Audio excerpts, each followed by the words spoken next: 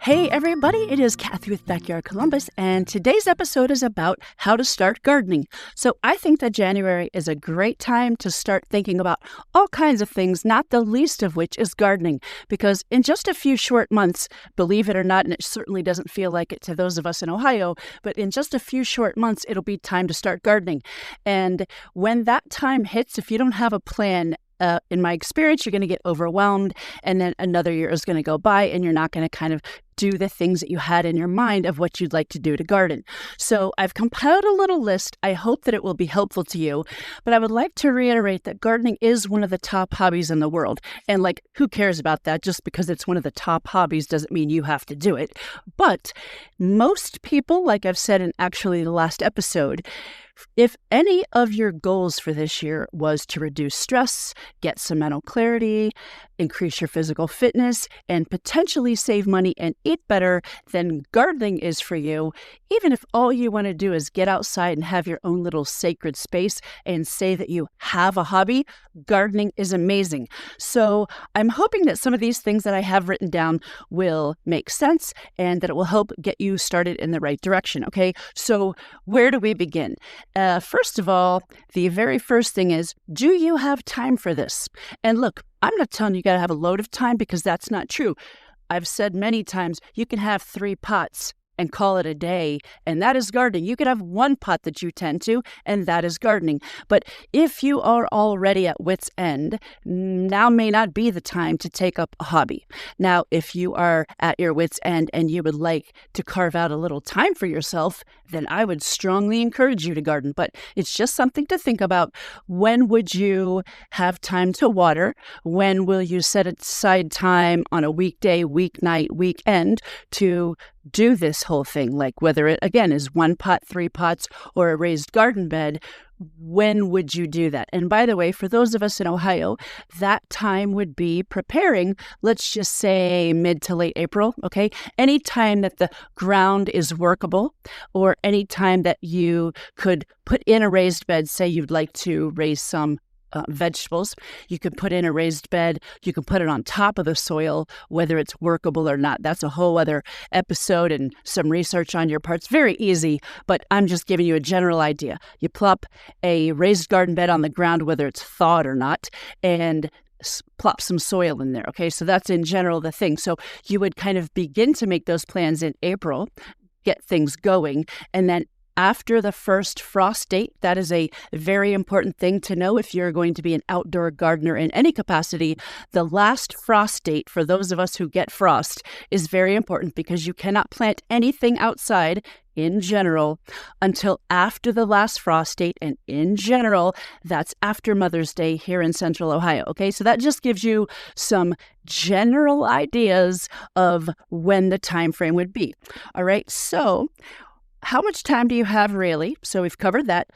What would you like to plant? Would you like to do vegetables? Would you like to do herbs? Would you like to do flowers? You can do a combo of all 3 of those, but I'm trying to get the ball rolling in that brain and think of what you would like to do, because if you get on Instagram, TikTok, or any socials, you are going to get overwhelmed because you're going to see all these amazing homesteaders or stay-at-home folks that have loads more time than perhaps you do, that do all these amazing things. Or I don't want to put myself in the amazing category, but I'm a pretty high-strung person. So maybe you follow me on Instagram and you're like, wow, I would like to have a pond and a chicken coop and some raised vegetable beds and all this landscaping stuff. But I would like to add that what I have going on right now has taken us over the course of 10 to 12 years to get where we want it to be. So, that's something that we all forget. We see all these amazing things on Instagram, and you don't see the blood, sweat, and tears that went into that and the time that they've put in. We just see that, ta-da! They have this amazing thing going on Instagram. And there's a woman that I follow, Deanna Cat 3. She's in California, and it's very inspiring, and I'm very jealous about it, to be truthful with you. But I know that they have put in a lot of work, and I think that is their primary business. Okay, so that is much different than my situation, where I'm working a full-time job and doing this. Okay, so just to keep that in mind, whatever capacity, whatever time you have will be good for you. Don't compare it to anyone else. So what would you like to plant, and what kind of a location do you have for what you'd like to do? All right. If you would love to have a vegetable garden in your yard, patio, or porch, okay, I'm just going to stick with yard, but whatever space that you have available, if all you have is shade, you need to kind of pivot, and vegetables may not be for you. Almost all of those, I can't think of anything that takes full shade that's a vegetable. You may need to pivot to a flower garden, okay? Because you can do a pollinator garden in full shade. There are plenty of things that grow in full shade. So you don't want to set yourself up for failure, because if you try to plant full sun things in the shade, they will die, and they will die quickly. Same as if you try to plant a full shade plant in a full sun location, it's going to die actually quicker. So that's important to know what you have available to plant, okay, as in the location. So how much time will you have to water? Now, if you're talking about you have a pot or a few pots, then it's not going to take you but, what would you say, 60 seconds to water those, and you can do it with a watering bucket.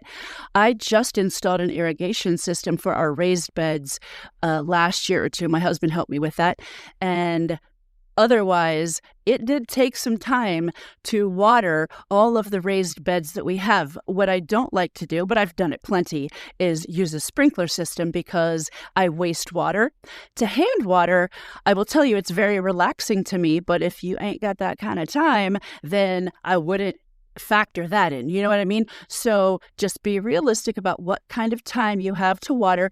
And as far as this location goes, if you are, I don't want to say lazy, because that's not what I mean. If you don't want to be bothered, okay, by putting yourself out too much, then if the only sunny spot you have is in the way, way back of your yard, and you never go out there, and that's the only thing that you're going to be doing, you're going to fail. More than likely, okay? You'd have to be highly motivated to trek out to the very back of your yard almost every day just to water your garden, if that's a spot you never visit anyway, okay? So think about that stuff. If it's going to be on your patio, much closer, much less of a deal, okay? So just something to think about. How's your soil? Now, this can get pretty technical, and I'm not going to lie to you, I have never had my soil tested. That is something they can do at the agricultural extension in your area, I do believe. With raised garden beds, that is much less of a thing, okay? So you buy bagged soil, or a combination of different things, perlite, garden soil, all that, compost. You can do all that. That is a mixture that comes from Mel Bartholomew's Square Foot Gardening book. He has a whole mixture that's actually quite a successful thing to use. Very good mixture. But you can simply go get raised bed garden soil at several stores, your local, what do you call that, like landscaping companies, Mr. Mulch, Ohio Mulch here in Central Ohio. You can do that. But even Home Depot and Menards have, and Lowe's have garden soil, and I prefer to use organic stuff, okay, because I don't want all the chemicals in my soil that I'm raising food in or planting flowers in that would be feeding butterflies and bees, okay? So if you're doing it by bags or getting it from a place, you don't really have to worry about testing your soil unless things start going wrong. But if you want to plant things straight in the ground that you're going to grow every year, like food, maybe you can get your soil tested if you want to go all in, but I'm just mentioning it because some people may want to go all in, okay? But that is something that you would want to consider, because I've done this myself and had other people tell me they went and bought 20 bags of topsoil, and then everything failed because topsoil, in general, I am not a soil expert, but in general, topsoil does not have the nutrients needed to grow food and annual flowers, okay, especially vegetables, okay? So I would not do that. I'm just throwing that out there because I don't want your garden to fail, because when we fail on a colossal scale, we're less likely to keep going. So I'm trying to set you up for success. All right, how's your soil? How are you going to water? I would strongly encourage you to start small.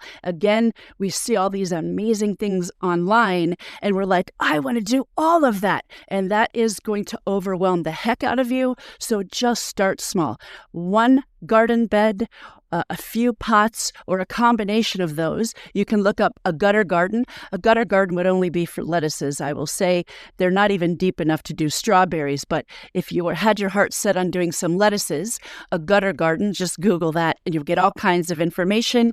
I do believe that I have a blog post about a gutter garden. So anyway, all of those are very small and contained, and that is part of container gardening. So Google container gardening. And so that's all the raised beds, pots, a gutter garden, all those are container gardening, and they're called container gardening because they're contained. And that means you don't have to go all over the place. It's all in one spot. That is a great place to start, no matter how small you start. So something else to consider. Grow what you love. I have spent loads of money and time growing things that I don't even like to eat, or I don't even know what to do with it. Tomatillos. Yes, I'm not an idiot. I do know you put that in salsa. That's the extent of my knowledge on tomatillos. So I wouldn't, again, unless you have a lot of time, I wouldn't grow things that you want to experiment with, or unless that has been a lifelong goal. If you've never made salsa, but you've always wanted to do a salsa garden bed, or what do they call it? A salad garden bed, then do that. But make sure you Google what you need to plant for that, what are the requirements for that, and it's all going to take full sun in a raised bed of some kind, okay? But I have raised eggplants. I don't even really like eggplants. Again, I didn't know what to do with tomatillos. I've grown all kinds of things like that, and then I wasted all this time, a lot of watering, which equates to money, and I didn't even really eat it. So I have skinnied down to the basics because, again, I see all these people on Instagram and I see all these cool things that they're growing, and I want to grow them too because at the core of it, I love growing things and I love growing different things, but I don't want to waste my time either because time is valuable to me and I'm kind of short on it, okay? So stick with what you love, especially if you are just getting started. Get to know your plants and watch for signs of distress. So this is where I think if you've never gardened before, go to a local nursery and heck, even Walmart, and go buy a couple of indoor plants, all right? And get to know them because it's just like your pet, like my backyard chickens or whatever. You know what to do for them better if you get to know how they operate. So you know if your pet, if your dog or your cat starts to act a little funny, if they're not walking quite right, or their fur's not looking quite right, or their meow or their bark's a little different, or they're little less pep in their step. So the same actually is with plants. You will get to know that, hey, that plant's looking kind of pathetic. It's looking kind of sad. It must need watered. Or, hey, those leaves are starting to turn a different color. Let me look up. Why is my plant getting yellow leaves? And so this is the kind of research that will be very helpful to you if you start to take it outside and do outdoor gardening, because there are lots of pests indoor and out that can also get on your plants. And so if you get used to looking at those, I get scales and mealybugs, so these little white powdery things on my indoor plants, these little brown specks that you can flick off on the stems of a lot of my plants indoors, that if you're not paying attention, they will just multiply and then they will kill your plant. So I'm saying all of this to get you in the mindset, and it doesn't take a lot of time. I'm just saying when you notice your plant, just take a look around it and get to know how it looks, and then that will help you set you up for success for outdoor plants, okay?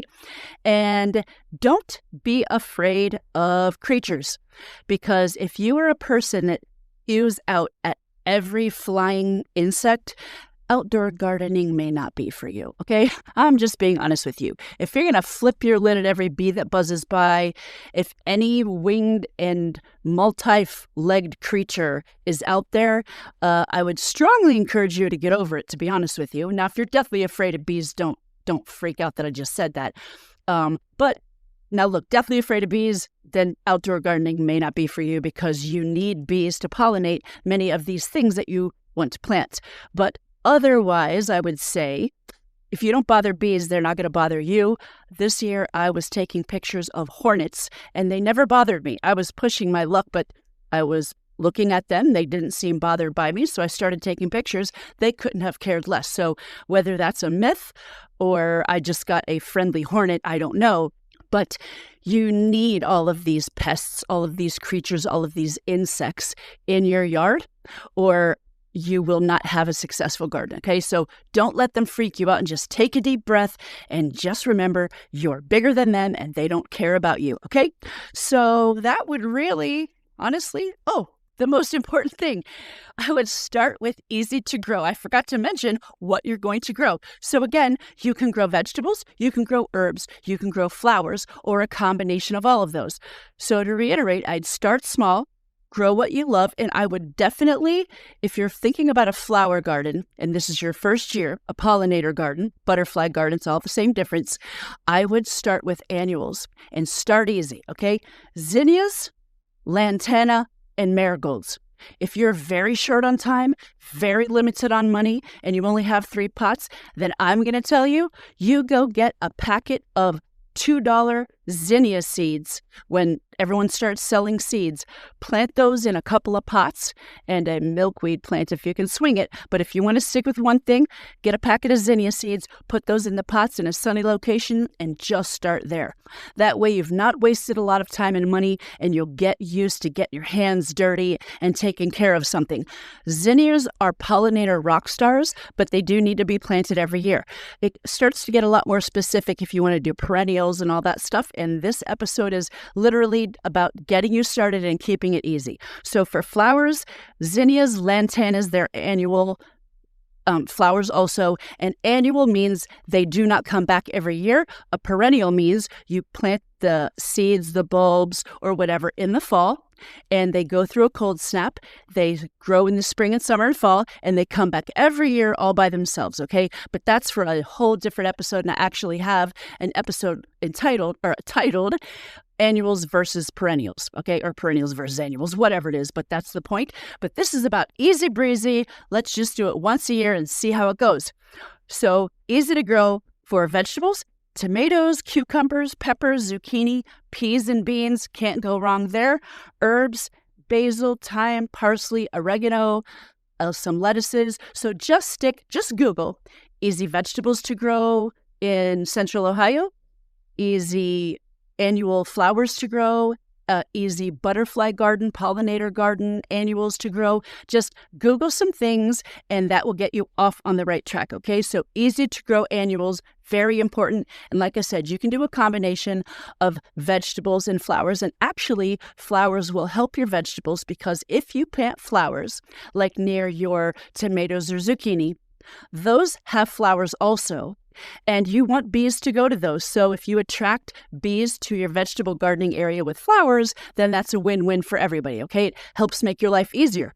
So enjoy the learning, enjoy the process, and enjoy the fruits and flowers of your labor, and you will have a successful gardening year, and you will see just how fun it is. So I thank you for listening. If you have any more questions about this topic or anything else, just shoot me a line, and I will do what I can. I am not an expert, but I am passionate about this stuff, and I do love helping people get into this because it's brought me a lot of joy. So have an amazing day.